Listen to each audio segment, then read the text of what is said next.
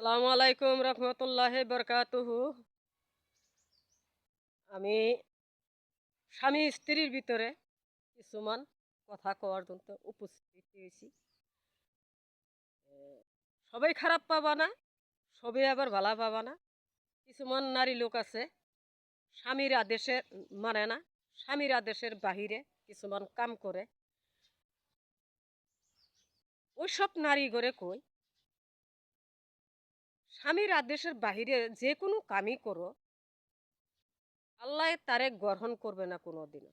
ওই নারীরে দুজক ছাড়া আল্লাহ কোনো জায়গা রাখে নাই। তাহলে আমি সব নারী ঘরেই কই যে মা বোন সবেই, আমরাও মেয়ে লোক মানুষ, তাইলে সবেরই স্বামীর উপরে ভজনটা রাখবা, স্বামীর উপরে নজরটা রাখবা, স্বামীর উপরে কোনো অত্যাচার অন্যায় করবা না, নজর তুললে কোনো খারাপ গালাগালি পারবা না, চোখ তুললে কোনোদিন বড় চোখে কথা কবা না।